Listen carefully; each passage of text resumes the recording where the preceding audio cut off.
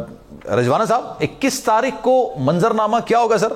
नवाज शरीफ साहब वापस आएंगे तो जेल जाएंगे या फिर, क्योंकि कहा भी गया ना निगरान वजीर दाखिला की तरफ से कि उनको गिरफ्तार किया जा सकता है, तो आपको लग रहा मुस्लिम नून की तरफ से बड़ा सख्त रद्देमल इस पर निकल कर, आपको क्या लग रहा है कि उनको गिरफ्तार किया जाएगा या आपको प्रोटेक्शन बेल मिल जाएगी? एक तो मंजरनामा जिस वक्त होता है उससे पहले मीडिया इतने सवालात कर लेते हैं कि ये हुआ तो ये क्या होगा। तो सर फिर मीडिया का काम क्या है, ये भी तो बता देना। आप सवाल भी नहीं करें तो फिर क्या करें? आप जरा सुन ले, लेट मी एक्सप्लेन। जी जी जी जी।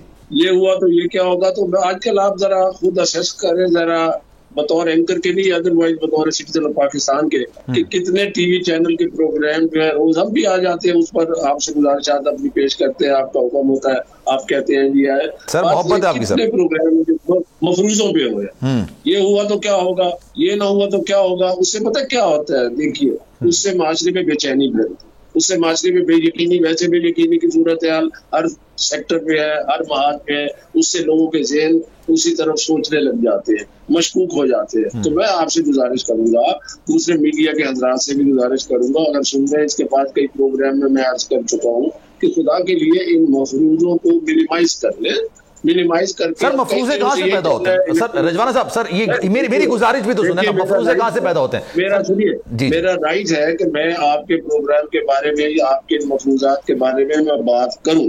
आप जो है ना, आप हमारी बात हमसे सवाल पूछते हैं तो हमारा भी राइट बनता है आपको ये बताएं कि आप खुदा के लिए इस मफरूजों पर गुफ्तगू कम कर दें। सर मफरूजे पैदा ही वहां पर होते हैं। 14 अगस्त भी एक डेट आई थी नवाज शरीफ साहब के आने की। सर जान की कैफियत को मत बढ़ाएं। अच्छा सर, अब सवाल तो सुन लेना। 14 अगस्त भी आई थी एक डेट, मियां साहब आएंगे, फिर डेट आगे बढ़ गई, सितंबर की भी आई, अब अक्टूबर की आएंगे। सुने जी, सुन ले, मैं बताता हूँ। मियां साहब 21 तारीख को आएंगे, उससे पहले वो अपनी जो है वो प्रोटेक्टिव बेल के लिए अप्लाई करेंगे। अगर प्रोटेक्टिव बेल मिल गई ठीक है, नहीं तो कानून अपना रास्ता लेगा। उनके लिए जेल को नहीं चीज है। आपको याद बुक्टी साहब ने भी की थी, तो फिर इतना नाराज क्यों गए नून लीग वाले? कह रहे थे भाई आएंगे तो गिरफ्तार कर लेंगे, फिर तो इसमें क्या हुआ? मैं नाराज हूं? नहीं, मरियम औरंगजेब साहिबा ने किया था ना, उन्होंने ट्वीट किया इतना बड़ा कि आप निगरां ही रहे चंद दिन के लिए सीट पे। मैं तो नाराज नहीं हुआ, मैं तो ठंडे मिजाज का बंदा हूँ। अरे नहीं, मैं तो ये कहता हूँ आप नाराज होंगे भी तो सर आगो पे। मैं होता ही नहीं हूँ ना, ही आप मुझे होने देंगे। सर मोहब्बत आपकी। देखिए, इसको मैं इस तरह से पेश करता हूँ।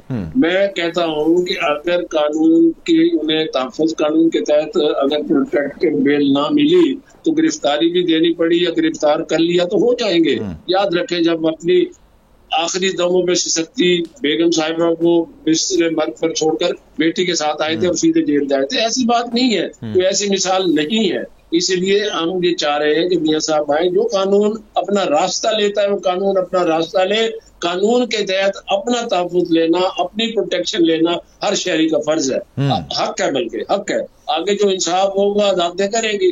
वी हैव नो डेंजर, हमें कोई ऐसी एप्रीहेंशन या खुदा एप्रीहेंशन अपनी जगह पे कोई ऐसा बात नहीं है कि हम कहें जी मियां साहब को गिरफ्तार कर लेंगे। अगर गिरफ्तारी होती है, खुदा ना खासा प्रोटेक्टिव बेल नहीं मिलती है, कानून ने अपना रास्ता लेना है, तो he will surrender, he will be arrested. ये कौन सी बात? ठीक है। सब्सक्राइब करें और बेल दबाएं ताकि कोई खबर रह न जाए।